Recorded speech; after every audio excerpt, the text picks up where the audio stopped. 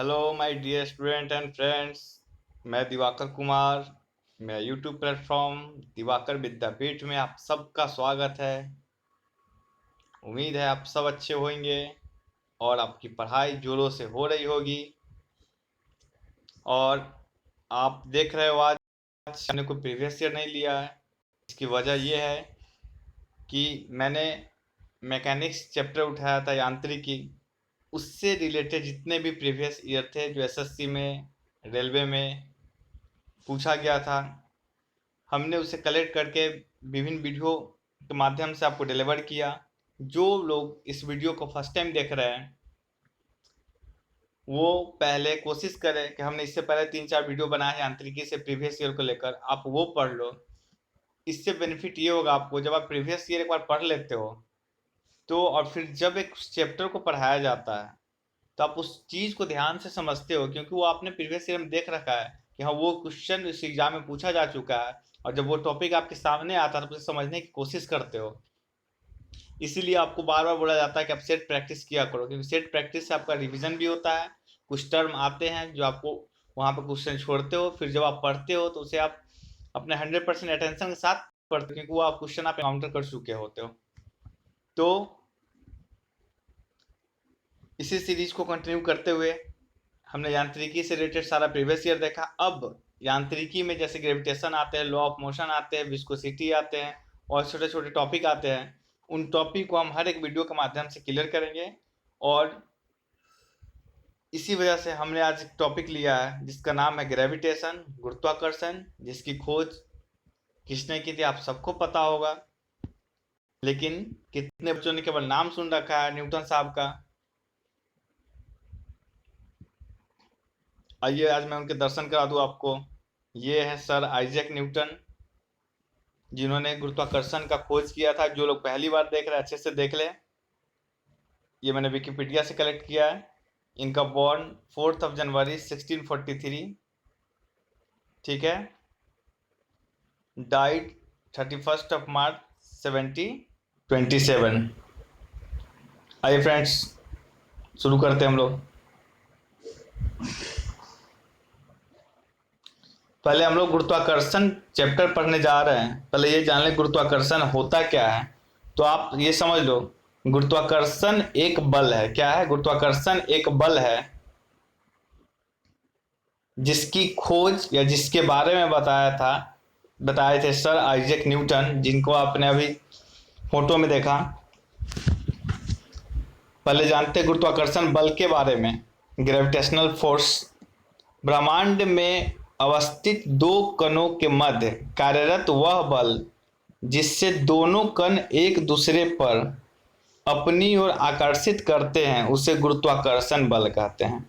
अभी तक हम लोग ये समझ रहे थे कि गुरुत्वाकर्षण बल केवल पृथ्वी लगाती है, जिसकी वजह से सारी वस्तुएं नीचे की ओर गिरती है, लेकिन यह बिल्कुल सत्य नहीं है। यह आप बोल सकते हो 70% सत्य है। एक्चुअली में हो क्या रहा है फ्रेंड्स, तो गुरुत्वाकर्षण बल वह बल है जो हर दो वस्तु एक दूसरे के ऊपर आरोपित करती है। जैसे अगर आपने दो सामान रख दिया या मान लो आपने दो बॉल रख दिया, तो ये दो बॉल भी एक दूसरे की तरफ आकर्षित करती है, लेकिन इनके बीच का गुरुत्वाकर्षण बल इतना कमजोर होता है जो हम देख नहीं पाते, फील नहीं कर पाते हैं। यही चीज होता है जब पृथ्वी किसी वस्तु को अपनी ओर आकर्षित करती है, तो इस पृथ्वी का द्रव्यमान इस वस्तु के द्रव्यमान के सापेक्ष बहुत ज्यादा है। या हम देखें तो इस वस्तु का द्रव्यमान इस पृथ्वी के सापेक्ष बिल्कुल नगण्य है, जिस वजह से हमें पृथ्वी का बल तो दिखाई देता है कि नीचे की तरफ खींच रहा है, बट इस वस्तु का बल नगण्य होने के कारण दिखाई नहीं पड़ता। जब इसलिए आप केवल इस भ्रम में ना रहना, केवल पृथ्वी सारी वस्तुओं को खींचती है। हर एक वस्तु दूसरे पे एक बल लगाती है, एक दूसरे को आकर्षित करती है, जिसे गुरुत्वाकर्षण बल कहते हैं। लेकिन पृथ्वी एक सबसे बड़ी वस्तु के रूप में अगर हम देखें तो वह है, और जिस वजह से उसका गुरुत्वाकर्षण बल सारी वस्तु पे भारी पड़ जाता है और वो अपनी तरफ आकर्षित कर लेती है। ठीक है फ्रेंड्स, आगे चलते हैं। यदि दो कणों का द्रव्यमान m1 और m2 हो तथा दोनों एक दूसरे से r दूरी पर अवस्थित हो, तो गुरुत्वाकर्षण बल होता है F बराबर G m1 × m2/r²। कहने का मतलब है, हमने अभी आपको क्या बताया कि ब्रह्मांड की हर दो वस्तु एक दूसरे की तरफ आकर्षित करती है, और वो जिस बल से आकर्षित करते हैं उसको बोलते हैं हम लोग गुरुत्वाकर्षण बल। तो वही गुरुत्वाकर्षण बल, अब ये भौतिकी का ये, तो इसे हमें एक नंबर सॉरी नंबर में भी निकालना पड़ेगा। तो वही गुरुत्वाकर्षण बल निकालने का सूत्र है G, बल निकालने का सूत्र है G m1 × m2/r²। जहां G क्या है मेरा, तो G सार्वत्रिक गुरुत्वाकर्षण नियतांक बोलते हैं, जिसका वैल्यू पूरे ब्रह्मांड में सेम है। और इसका वैल्यू कितना निकाला गया हमारे साइंटिस्ट के द्वारा, तो 6.67 × 10⁻11 न्यूटन मीटर स्क्वायर पर kg²। मतलब सीधा जान लो कि दो वस्तुओं के बल गुरुत्वाकर्षण बल निकालना है तो उनके द्रव्यमान का गुणनफल और उनके दूरी के वर्ग के व्युत्क्रमानुपाती होते हैं। ठीक है, चलिए। जी का मान सभी जगह समान होता है, अभी हमने देखा। अब आता वो हमने देखा गुरुत्वाकर्षण बल का। अब एक टर्म है गुरुत्वीय बल। तो पृथ्वी किसी वस्तु को जिस बल से अपनी ओर खींचती है उस बल को गुरुत्व बल कहते हैं। आपने वहां गुरुत्वाकर्षण बल देखा, तो गुरुत्वाकर्षण बल और गुरुत्व बल में देखो कितने बच्चे से डिफरेंस नहीं कर पाते, दोनों को एक समझ लेते हैं। बट समझने की आप कोशिश करो, जब दो वस्तुओं के बीच बल लगेगा, एक दूसरे की तरफ दोनों आकर्षित करेंगे, ठीक है, तो उसे बोलेंगे गुरुत्वाकर्षण बल। लेकिन उसी वस्तु में जब एक वस्तु हमारी पृथ्वी होगी और दूसरी कोई वस्तु को आकर्षित करेगी अपनी तरफ, तो पृथ्वी द्वारा लगाए गए बल को बोलेंगे गुरुत्वीय बल। ठीक है, चलिए। गुरुत्वीय त्वरण। अब देखो गुरुत्वीय त्वरण, त्वरण आपको पता है वेग में परिवर्तन की दर को त्वरण कहते हैं। इससे रिलेटेड जब हम लॉ एंड मोशन, इसके अगला चैप्टर जो होगा कल की वीडियो में, उस पर डिस्कस करेंगे।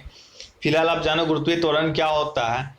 तो गुरुत्व बल के कारण, गुरुत्व बल हमने क्या देखा, जो पृथ्वी अपनी तरफ जिस बल से किसी वस्तु को खींचती है, तो गुरुत्व बल के कारण जो त्वरण उत्पन्न होता है उसे गुरुत्वीय त्वरण कहते हैं। इसे G से सूचित करते हैं। It is denoted by small g। हम गुरुत्वीय त्वरण को किससे डिनोट करते हैं, तो G से डिनोट करते हैं। ठीक है, इस G का मान होता है Gm/r²। क्या होता है, Gm/r², जहां G गुरुत्वाकर्षण नियतांक है, जिसका वैल्यू हमने पढ़ा है अभी 6.67 × 10⁻11 न्यूटन मीटर स्क्वायर पर kg²। m पृथ्वी का द्रव्यमान होता है, r क्या होता है, पृथ्वी की त्रिज्या होती है। जब आप पृथ्वी की त्रिज्या, पृथ्वी का द्रव्यमान और गुरुत्वाकर्षण नियतांक इसमें पुट करते हो, तो आपका जो आंसर आता है वो अप्रोक्स आता है 9.8 मीटर पर सेकेंड स्क्वायर। इसलिए हमें रटाया जाता है बचपन से ही कि G का मान होता है 9.8 मीटर पर सेकेंड स्क्वायर। कहीं कहीं यह 10 मीटर पर सेकेंड स्क्वायर भी लेता है। क्यों, क्योंकि हम देखते हैं 9.8 जो है ऑलमोस्ट इक्वल है मेरा 10 के। ठीक है, चलिए। अब हमारे एग्जाम में G से रिलेटेड कुछ प्रश्न आते हैं। G आपने समझ गया क्या है, तो G एक गुरुत्वीय बल है जो पृथ्वी अपनी ओर खींचती है। ठीक है, चलिए। और जिस वजह से त्वरण उत्पन्न होता है उसे गुरुत्वीय त्वरण कहते हैं। G का मान पृथ्वी के भूमध्य रेखा, भूमध्य रेखा मतलब विषुवत रेखा, मान लो ये हमारा पृथ्वी है, इसके बीचों बीच जो रेखा है उसको बोलते हैं भूमध्य। देखो ना, शब्द में ही पढ़ो ना, भूमध्य। अगर ये में पूरा भू भाग है, जमीन है, उसका मध्य वाला भाग, जिसको हम लोग विषुवत रेखा भी बोलते हैं, इंग्लिश में इक्वेटर बोलते हैं। ठीक है, तो वही बोल रहा है कि G का मान पृथ्वी के भूमध्य रेखा पर न्यूनतम होता, मतलब पृथ्वी के भूमध्य रेखा पे G का मान क्या होता है, न्यूनतम होता है। फिर ये देखिए G का मान पृथ्वी के ध्रुव पर महत्तम होता है। पृथ्वी के ध्रुव पर, ये ध्रुव है, इसको बोलते हैं हम लोग नॉर्थ पोल, इसको बोलते हैं साउथ पोल। ये मेरा हो गया विषुवत रेखा। तो यहाँ G का मान छोटा होता है और ध्रुव पे G का मान क्या होता है, बड़ा होता है। अब देखो मैं आपको याद करा देता हूँ कैसे। आज के बाद ना फिर फिगर को माइंड में ही सेट कर। देखो मैंने बना दिया पृथ्वी, ठीक है, थोड़ा सा टेढ़ा हो गया, समझने की कोशिश करना। ये मेरा हो गया भूमध्य रेखा, ये मेरा हो गया नॉर्थ पोल और साउथ पोल। ठीक है, देखो अब ये आज से आपको ना दिमाग में सेट हो जाएगा। मैंने देखो भूमध्य रेखा पे छोटा जी बनाया, ठीक है, सॉरी ये एक मिनट, ये हमने बनाया पृथ्वी, ये मेरा हो गया भूमध्य रेखा। अब देखो हमने यहाँ पे छोटा जी लिख दिया, मतलब आप समझ जाना कि भूमध्य रेखा पे जी का मान कम होता है, और ये मेरा नॉर्थ पोल साउथ पोल है, तो देखो इस पे हमने बना दिया बड़ा जी, इस पे भी हमने बना दिया बड़ा जी। अब ये आज से आपके दिमाग में सेट हो जाएगा कि पोल, नॉर्थ पोल या ध्रुव, इस दोनों को ध्रुव बोलते हैं हिंदी में, नॉर्थ पोल और साउथ पोल। ठीक है, उत्तरी ध्रुव दक्षिणी ध्रुव पर जी का मान अधिकतम होता है, भूमध्य रेखा पर कम होता है। आप ये फोटो याद कर लो, मैंने बड़ा जी बनाया ऊपर नीचे, मतलब समझ जाना है कि ध्रुव पे जी का मान अधिकतम होता है और विषुवत रेखा पे जी का मान न्यूनतम होता है। तो ये फिगर, ये लेक्चर के माध्यम से ये आपके लॉन्ग टर्म मेमोरी में सेव हो जाएगा, आपको जल्दी कंफ्यूज नहीं होगा, समझ गए। चलिए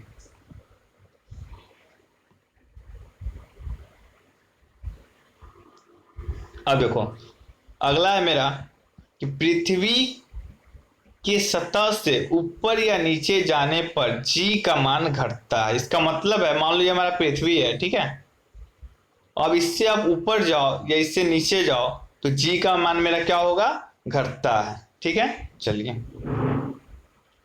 पृथ्वी की घूर्णन गति बढ़ने पर जी का मान कम हो जाता है। इसका आप देखो, देखो जी क्या है, तो पृथ्वी द्वारा आरोपित बल है। आप सोचो जरा सा, कोई भी चीज अगर स्पीडली अगर घूम रहा है, ठीक है, वही तो बोला घूर्णन गति बढ़ने से, अगर बढ़ रहा है, कोई सामान इस पे रखा हुआ है, तो मान लो ये तो अभी रखा हुआ है, आप एक कॉमन सेंस लगाओ, आप छोटा सा कोई टेबल पे ही ले लो, ठीक है, घूमने वाला टेबल पे आपने इस पे गिलास से कुछ भी रख दिया है, धीरे धीरे आप टर्न करो तो इसी पे रहेगा, बट जैसे ही आप इसे तेज घुमाओ ये गिर जाएगा। क्यों? क्योंकि इस पे केस को रखने की कैपेसिटी जो है ये त्वरण के कारण कम जाता है और ये बाहर की तरफ फेंका जाता है। सेम चीज आप इसमें दिमाग लगाओ कि पृथ्वी की घूर्णन गति बढ़ेगी तो उसको पकड़ने की क्षमता घटेगी, वही होता है पकड़ने की क्षमता मेरा जी का मान, तो जी का मान मेरा क्या हो जाएगा, कम हो जाएगा। कैसे भी आप दिमाग में सेट कर लो, पृथ्वी की घूर्णन गति घटने पे जी का मान बढ़ जाएगा। बिल्कुल, अगर आपको ये याद है तो ये तो याद करने की जरूरत ही नहीं पड़ेगी आपको। क्या आपने देखा कि जी, पृथ्वी की घूर्णन गति बढ़ेगी तो जी का मान कमेगा, और घूर्णन गति अगर कमेगी तो जी का मान बढ़ेगा। ठीक है, चलिए पृथ्वी के केंद्र पर जी का मान शून्य होता है। पृथ्वी के केंद्र पर जी का मान क्या होता है, शून्य होता है। ऐसे याद कर लो, केंद्र को आप लोग ऐसे डिनोट करते हो ना, तो याद कर लो, ऐसे आप केंद्र बना लो। ठीक है, तो जी का मान क्या होता है, यहाँ पे शून्य होता है। ठीक है, कृत्रिम उपग्रह में जो सैटेलाइट मानव के द्वारा भेजे जाते हैं, जी का मान क्या होता है, शून्य होता है। कृत्रिम उपग्रह में भी जी का मान क्या होता है, शून्य होता है। ठीक है, चलिए अब एक आता है भार, वेट, वजन क्या होता है। तो जिस बल द्वारा पृथ्वी किसी वस्तु को अपने केंद्र की ओर खींचती है उस बल को वस्तु का भार कहा जाता है। मतलब कहीं ना कहीं बात हो रही है उस जी के द्वारा ही, क्योंकि जी के द्वारा ही पृथ्वी किसी वस्तु को अपने ओर खींचती है गुरुत्वीय त्वरण के माध्यम से। वही बोल रहा है कि जिस बल द्वारा पृथ्वी किसी वस्तु को अपने केंद्र की ओर खींचती है उस बल को वस्तु का भार कहा जाता है। ठीक है, और भार का सूत्र होता है मेरा m इंटू जी। ठीक है, चलिए जी का मान हो गया मेरा कितना, 9.8, और m हो गया वस्तु का द्रव्यमान। तो वस्तु का द्रव्यमान में जब हम जी से गुना कर देते हैं तो वो हमें क्या दे देता है, भार दे देता है। ठीक है, चलिए जैसे मान लीजिए एक एग्जांपल देते हैं आपको, किसी वस्तु का द्रव्यमान है 6 kg। ठीक है, तो बोलेगा उसका पृथ्वी पर वजन कितना होगा, तो आप सीधा 10 से गुना कर देना, 10 से 60 है, मतलब आंसर जो होगा मेरा 60 से थोड़ा सा छोटा होगा। 9.8 से भी आप कर सकते हो, बट कहीं कहीं 10 देता तो आप 60 kg उससे बोल सकते हो। ठीक है, चलिए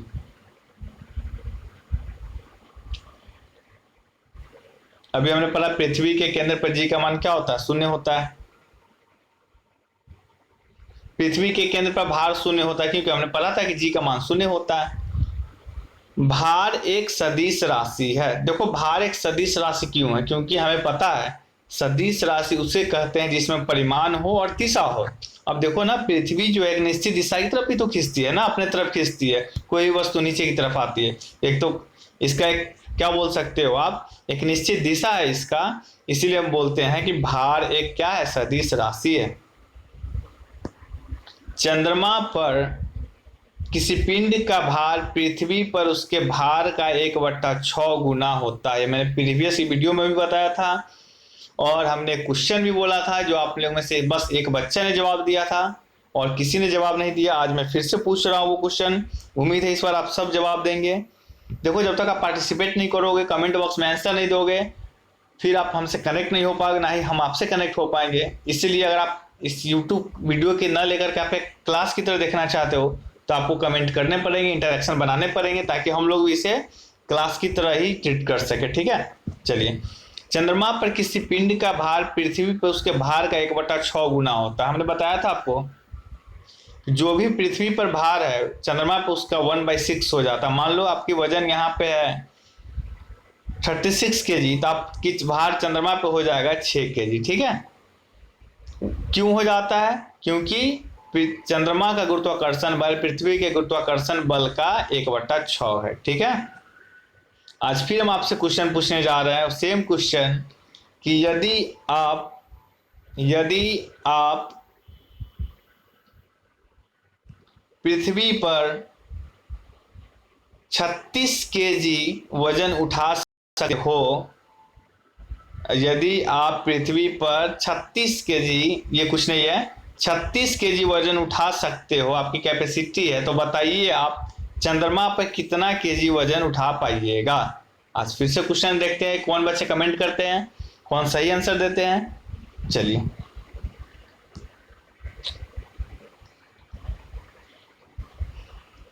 पृथ्वी का द्रव्यमान चंद्रमा के द्रव्यमान से 81.5 गुना अधिक होता है। याद कर लो, ठीक है। पृथ्वी की त्रिज्या चंद्रमा की त्रिज्या से लगभग 4 गुनी अधिक है। त्रिज्या समझते हो ना, ये वृत्त है मेरा, इसको बोलते हैं त्रिज्या। अगर नहीं समझते हो तो बस मेरा एडवांस मैथ का जो वीडियो रोज आ रहा है आप फॉलो करते चलो। जैसे अलजेब्रा खत्म होगा हम इंसुलेशन में चलेंगे, फिर वहां पे अच्छे से इस पर रिलेटेड क्वेश्चन करेंगे, जो एग्जाम में हर एग्जाम में आता है। रेलवे के पॉइंट ऑफ व्यू से बहुत इंपॉर्टेंट चैप्टर है इंसुलेशन, क्षेत्रमिति। ठीक है, चलिए, तो आप फिलहाल ये देख लो, अगर ये मेरा वृत्त है तो इसको बोलते हैं हम त्रिज्या। समझ गए, त्रिज्या जितना बड़ा होगा वृत्त उतना बड़ा होगा। ठीक है, तो वही उसी बात की चर्चा हो रही है कि पृथ्वी की त्रिज्या चंद्रमा की त्रिज्या से लगभग 4 गुना अधिक है। ठीक है, चलिए, अब अगला है मेरा,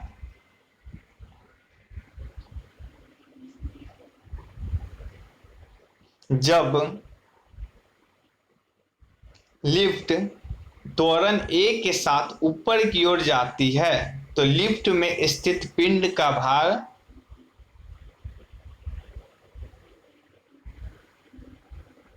क्या बोल रहा है? जब लिफ्ट में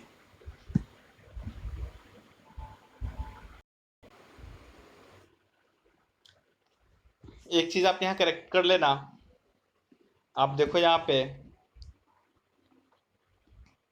इसमें हुआ क्या है, लिखने के दौरान जिससे मैंने लिखवाया स्टूडेंट से, उसने दो लाइन ऊपर नीचे लिखे हुए थे, दोनों को मिक्स करके एक कर दिया है। आप इसमें सुधार लो, जब भी आपको पीडीएफ मिले तो आप इसमें करेक्ट कर लेना है, जब भी नोट्स बनाना तो, कि जब लिफ्ट त्वरण A के साथ ऊपर की ओर जाती है तो लिफ्ट में स्थित पिंड का भार, घटा के जगह आप यहाँ पे कर लो, बढ़ा हुआ प्रतीत होती है। क्या होता है?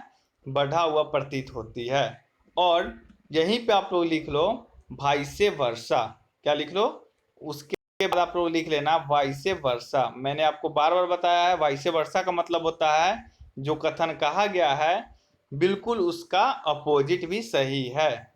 तो आप इसको सुधार लेना, यहाँ पे घटा का जगह क्या कर लेना, बढ़ा हुआ प्रतीत होती है। अब देखो मैं आपको क्लियर कर देता हूं कि जब लिफ्ट त्वरण A के साथ ऊपर की ओर जाती है तो लिफ्ट में भार बढ़ा हुआ प्रतीत होता है, और इसका उल्टा यह हुआ कि जब त्वरण के साथ, याद रखना यहाँ पे त्वरण है, ठीक है, त्वरण A के साथ नीचे आ रही है तो भार घटा हुआ प्रतीत होता है। ठीक है, चलिए, और इस चीज को देखो, याद करो, आप ऐसे याद करो ना कि जब बढ़ा हुआ प्रतीत हो रहा है, आप जैसे देखो ऊपर की तरफ जा रहा हो, आप छोटा जी बना लो। देखो, इस याद करने का टेक्निक आपको करना होगा ताकि आपको लॉन्ग टर्म मेमोरी में रह सके, एग्जाम में तुरंत क्लिक कर सको, कंफ्यूज ना हो। ऐसा बना लो, फिगर ड्रॉ कर लो, बड़ा करते चलो, है ना, तो आपके दिमाग में बैठ जाएगा। अच्छा, लिफ्ट ऊपर की तरफ जा रहा तो बढ़ा हुआ, जी जितना बड़ा होगा भार उतना ज्यादा होगा। इसका उल्टा आपने तो देख लो कि जी जैसे ही छोटा ऊपर से नीचे आ रहा मतलब भार कमते चला जाएगा। ये सब कुछ आपको टेक्निक दिमाग में सेट करने पड़ेंगे। चलो, लेकिन जब लिफ्ट एक समान वेग से, मतलब जहां त्वरण जीरो हो, देखो वेग और त्वरण अगर हम डिफाइन करने वाले, बट समझ लो कि जब एक समान वेग से चल रहे हो तो आप में कोई त्वरण नहीं, बट आप स्पीड जैसे जैसे बढ़ा रहे हो या घटा रहे हो तो आप त्वरण की स्थिति में आ जाते हो, समझिए। तो यहाँ त्वरण का मतलब था स्पीड धीरे धीरे बढ़ रही है, बट यहाँ पे जैसे ही वह लिफ्ट एक समान वेग से, इसका मतलब है कि त्वरण जीरो है। जब त्वरण जीरो होगा, लिफ्ट ऊपर जाए या नीचे जाए, जी के मान में कोई अंतर नहीं पड़ता है और भार में भी कोई अंतर नहीं पड़ता, ठीक है। हाँ, ये क्वेश्चन बहुत पूछते हैं, यदि नीचे उतरते समय लिफ्ट की डोरी टूट जाए तो वह मुक्त पिंड की भांति नीचे उतरता है, मतलब उस पर कोई बल कार्य नहीं कर रहा होता, मुक्त पिंड की तरह वो नीचे उतरता है, ठीक है।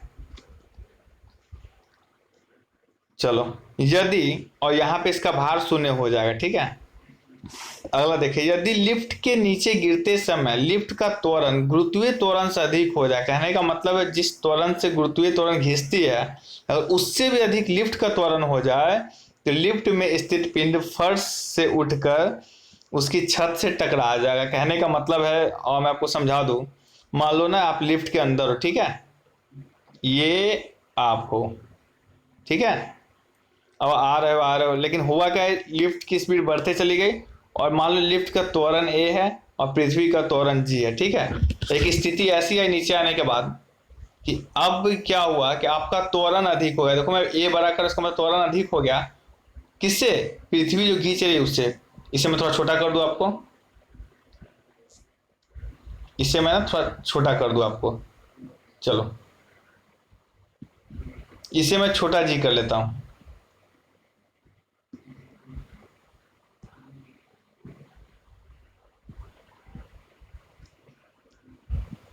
अब देखो, एक लिफ्ट था मेरा, ठीक है, कोई व्यक्ति यहाँ पे है, यहाँ पे क्या है, मेरा त्वरण ए छोटा है, यहाँ पे जी बड़ा है, तब तक नीचे आ रहा है, लेकिन हुआ क्या, लिफ्ट का त्वरण अब जो है वो बढ़ गया, मैंने बड़ा कर लिया, इसे छोटा जी बना लिया। अब जैसे ही लिफ्ट का त्वरण इस गुरुत्वीय त्वरण से अधिक हो गया, बड़ा छोटा के माध्यम से आप समझो, तो यह व्यक्ति जो है, जो यहाँ लिफ्ट के फर्श पे था, वो अब इस लिफ्ट के सतह से जाकर टकरा जाएगा, ठीक है। तो आप याद कर लिए, देखो दिमाग में सेट कर लो कि त्वरण अगर पृथ्वी से अगर ज्यादा है, लिफ्ट का कम है, तो व्यक्ति लिफ्ट के फर्श पे ही रहेगा जैसा खड़ा। बट जैसे ही अगर दुर्भाग्यवश लिफ्ट का त्वरण अधिक हो जाता है पृथ्वी के त्वरण से, तो ये सीधा यह, क्योंकि गुरुत्वाकर्षण तो कम जाएगी यहाँ पे, ऊपर जाके वो फर्श से टकरा जाएगा, ठीक है। चलिए,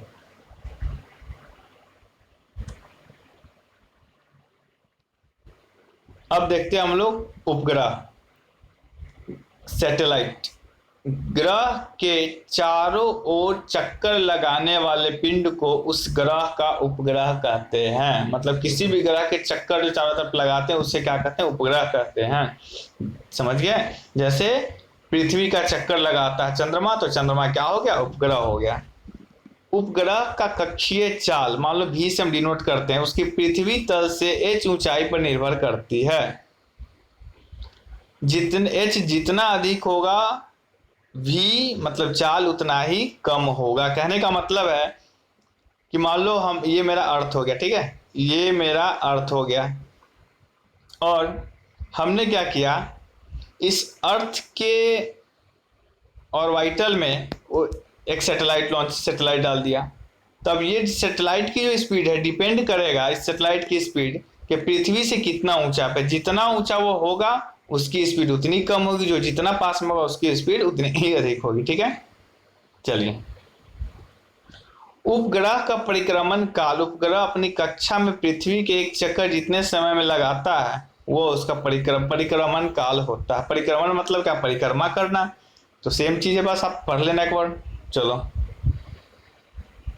अब इससे निष्कर्ष क्या निकला मेरा, तो उपग्रह का परिक्रमण काल भी उसके द्रव्यमान पर न निर्भर होकर पृथ्वी के तल से ऊंचाई पर निर्भर करता है। तो आपने क्या देखा कि उसके द्रव्यमान पे निर्भर नहीं करता, किस पे निर्भर करता है, ऊंचाई पे करता है। क्यों, परिक्रमा मतलब जितना जल्दी वो पृथ्वी के एक पूरी चक्कर लगा ले, और पृथ्वी के पूरी चक्कर लगाने डिपेंड करता है उसकी चाल से। इसका मतलब है, हमने अभी क्या देखा कि वह जितनी ऊंचाई पे होगा उतना कम, ज़्यादा समय लगेगा परिक्रमा करने में, ठीक है, उसकी चाल उतनी कम होगी। तो हमने क्या देखा कि द्रव्यमान से कोई मतलब नहीं है, बस उसके डिपेंड करता है हाइट पे, ठीक है। पृथ्वी के अति निकट चक्कर लगाने वाले उपग्रह का परिक्रमण काल 84 मिनट होता है। मतलब कि जो पृथ्वी के सबसे निकट में उपग्रह है वह पृथ्वी को एक परिक्रमा करने में 84 मिनट लेता है, ठीक है। एक ये टर्म, इससे क्वेश्चन बहुत आते हैं, आप याद कर लेना। तुल्यकालिक या भू स्थिर उपग्रह, जिसको हम लोग इंग्लिश में जियो सिंक्रोनाइनस सैटेलाइट बोलते हैं, जियो सिंक्रोनस सैटेलाइट, ठीक है। हिंदी में क्या बोलते हैं, तुल्यकालिक या भू स्थिर उपग्रह, इसके बारे में देखते हैं। तो ऐसा उपग्रह जो पृथ्वी के अक्ष के लंबवत तल में, पृथ्वी के अक्ष के लंबवत तल में पश्चिम से पूरब की ओर पृथ्वी की परिक्रमा करता है तथा जिसका परिक्रमण काल 24 घंटा पृथ्वी के परिक्रमण काल के बराबर होता है, तुल्यकालिक उपग्रह या भू स्थिर उपग्रह कहलाता है, जैसे इनसेट 1, इनसेट 1B आदि। तो आपने, अच्छा, इसे हम लोग संचार उपग्रह भी कहते हैं। जितने भी हम लोग टेलीकास्ट ये सब वगैरह देख पाते हैं, इसी उपग्रह की वजह से देख पाते हैं। तो आपने तुल्यकालिक उपग्रह के बारे में क्या देखा, तो हमने यह देखा कि ये मान लो मेरा पृथ्वी है, ठीक है, तो इसके अक्ष के बिल्कुल लंबवत यहाँ पे ये होता है, और पृथ्वी हमारा क्या होती है, पश्चिम से पूरब की तरफ घूमती है, तो यह उपग्रह भी पश्चिम से पूरब की तरफ घूमती है। पृथ्वी भी 24 घंटे में एक पूरा परिक्रमा करती है, अभी 24 घंटा पूरा परिक्रमा करता है। तो हम बोल सकते हैं भू स्थिर उपग्रह, भू लगा इसका मतलब सॉरी, जैसा पृथ्वी घूमता है उसी तरह इसका भू स्थिर उपग्रह घूमता है, ठीक है। चलिए, इससे रिलेटेड क्वेश्चन आता है कि यह कितनी ऊंचाई पे रहता है, परिक्रमा करता है। तो कहीं कहीं यह 36,000 किलोमीटर होता है, बट कहीं कहीं आपको देखने को मिलेगा 35,800 किलोमीटर। तो आप कंफ्यूज मत होना, दोनों ऑलमोस्ट सेम, ऑप्शन ये रहे तो ये मारना, ऑप्शन ये रहे तो ये मार देना, ठीक है। चलिए, इसे संचार उपग्रह भी कहते हैं।